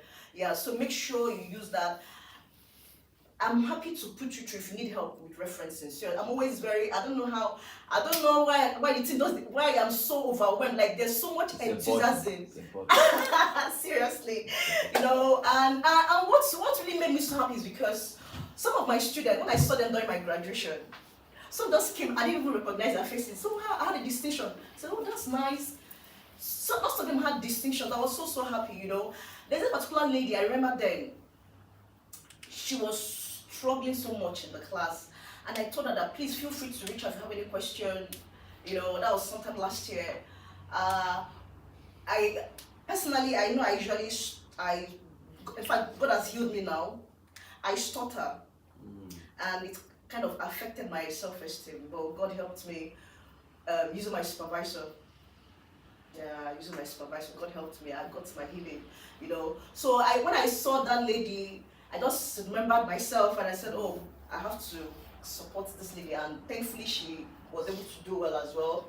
So why I'm just bringing in these stories is because it's just to encourage you that no matter how you think maybe you're struggling or you can't get this right, just always stand for integrity. It's very important. No shortcuts. Pay the price. Yeah, pay the price. It's worth it. And if you notice that there are errors in what you have written, be open to say, oh, I made a mistake. Can this be corrected? Yeah, it's very important. And and that is it from me today. Thank you so much. Then I just want to use opportunity to really appreciate God. Yes, the reason why I said it is because I mentioned earlier that I stutter, but God healed me. Yeah, God healed me through my supervisor. I remember he asked me to go and teach. I told him that I struggle with speech. I can't really, you know, it's not, I don't know what to say, but when I start to talk, yeah, you know. And there was this thing he kept doing, and which I'm very grateful for. He never looked down on me. He always said, you can do it. You know, sometimes I just go to his office, he would say, no, let's leave your thesis aside. Talk. How are you doing? How are you coping? You know, and he would just correct X, Y, Z. And he bought books, he got me books as well. He got me books, which I'm very grateful for. And I would just say that the knowledge I've acquired so far has been the grace of God. And I also want to use the opportunity to openly thank my speakers, my lovely speakers. Hey! Oh, Dr. Martin, thank you so much. Thank you. In fact, I get this one. 2 pillars. Oh my goodness. I call them my burden bearers. Men of influence. Yes. Gifted men. Yes, gifted men. And I want to thank God for your lives, really, Dr. Martin, Dr. Akimade. Doctor, I always disturb Dr. Cancer, please, sorry, no vex, I beg, sorry. We believe in that disturbance. Yeah, and actually, the She minister. started long ago doing her masters. That disturbance. Doing her masters. That was the first time she came up to the PGR floor, and she was so bothered about her dissertation that day, you remember? Yeah, I remember. And she said she had done about 21,000 words or thereabout, and she was looking for ways to cut it down to 14,000. And I said, it's not something we can do here. We have to go and do like a night reading somewhere in Scotland. And you were able to cut it down. Oh, yes. And she got a distinction. Yeah. Wow. Yeah. I believe you, sir. The few days you have been with me, I'm a living witness. Oh, yeah. So thank you so much. Thank you. And I give all glory to God. Give all glory to God. And thank you so much, Charles, for the opportunity. Thank you so much. It's not been a long time. In fact, should I mention when I... In fact, I found the other September, towards end of September, and I was in a state of distress, and God just led me, and ever since then, my life has not been the same. Thank you so much. Thank you. It's an Thank you. Thank you. Thank you. It's an honor. I'm so grateful. God bless you, sir, and God uphold the ministry. And thank you, everyone. Thank you, Minister Dalapo. Thank you, Stephen, for coming. God bless you. And okay. Thank you to her. Thank you. All right, let's put our hands together for her. Today has been nothing short of glorious. I mean, and I'm glad that we are live, and we have a lot of people joining in to be blessed. And just to reflect on what you said, I'm going to pick one thing. I'm telling you, if I want to go through everything you said, because we are done. When she gave the scenario, sir, of the two journals, all right, and she said you are not to pick sides, you are to be objective, all right. So you look at this one, you pick. Look at this one, you pick. So when I listen, the way I listen, I say, my wife will say, the way your mind runs, that's how my mind is, and I try to be in sync with the Lord at all times. So when she mentioned that, it brings me back to when you're studying the scriptures.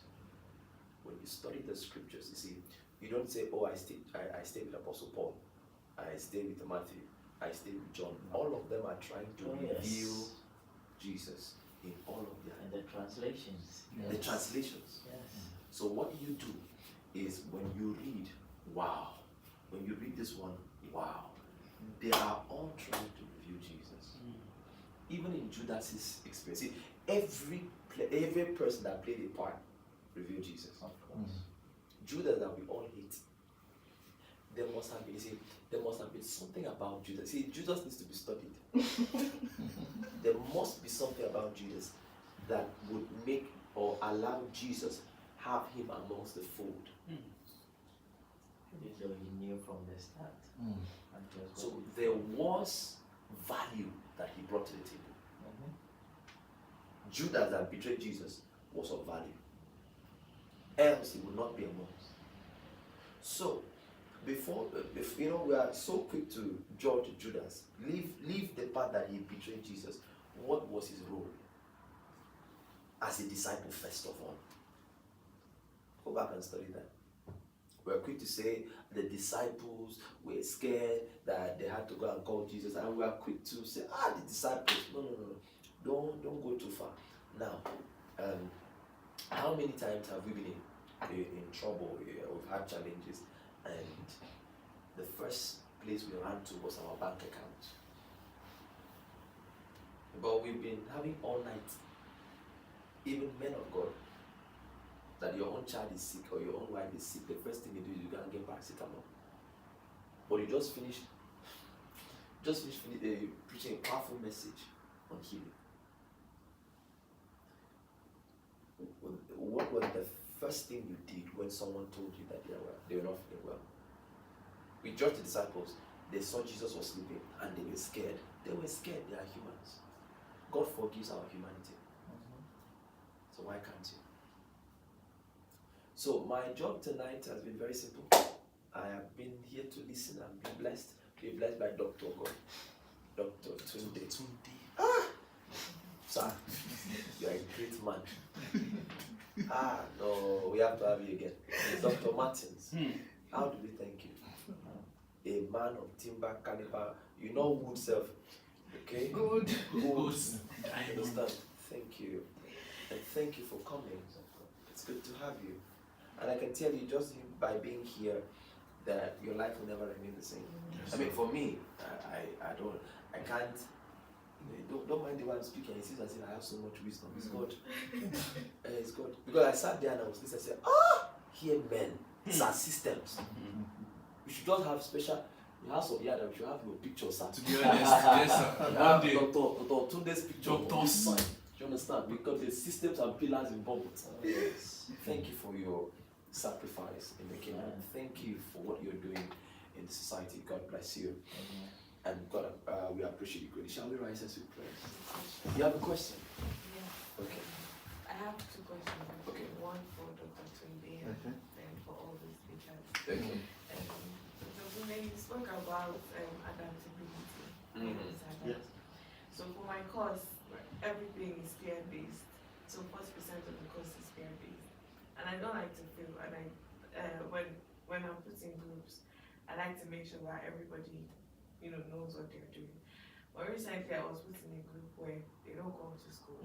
Everything they do is ChatGPT. And because of that, the presentation we did was very soft. And even till today, I feel horrible. I don't know how to adapt to that because you can't force people to be who they're not. So, in that case, how would I? How would I go about that? I'll tell you a story. I was put in a group with some people at some point. I think it was international accounting or thereabout.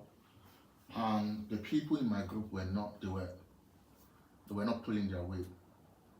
And it appears that I was just the only one. But because there are different reasons why we are in the UK. I later found out that one of them, the mom was a director in CBN back home in Nigeria, and she had a job waiting for her. You wouldn't allow such person to be pulling much of her weight because at some point she was saying, if I finish with a pass, there's a job waiting back home. But because I've got a different purpose while I'm here, and the reason is not just to pass, but to have a good understanding of my modules and the course I'm studying. Yeah. So I decided to do most of the things. Was it ethical? Maybe not. But at the end of the day, we had peer assessment. I'm not sure if you still have it, where your peers will have to assess your contribution, and they all assessed me 555, having contributed more than everybody. And the lecturers, they got a way of allocating marks based on peer assessment. In that module, I think I had 86, and the other guys who were not actually attending. One of the ladies was always attending our meetings, but she never contributed. She was always buying pizza for us. So she gave up. She supported in a way. Moral support. Yeah, moral support. So I had 86, not just because of my contribution, but because my group members also assessed me better than everybody. And the other guys had, I think, 68. Imagine the difference between 86 and 68. So if they are not pulling their weight, one way to that you're going to benefit is pull your weight, do what you can do. They're going to assess you as making more contribution than the other people, and it's going to reflect in your score ultimately. Did you apply for that? SPA, the peer assessment? Yeah. No, I didn't apply for That should have been your solution. Yeah. So I if you didn't are, know that. So couldn't that's why do you're that. here. and then if you are put in a group and the other members are not pulling their weight, you have to inform the unit leader. So that's where you should have gone to first. You should have reported them, and then just maintain your innocence. So the unit leader could have directed you to the SPA, and then you use the SPA to grade yourself. So that was the solution. That should have that you should have actually gone through to rectify that mistake. So I think going forward, if you have any group work, first you have to talk to them, talk to your group members. If they are still adamant, you speak to your unit leader and they request for SPA, and then that's how you can be able to redeem yourself. Else you'll be given the same mark. Yeah. You just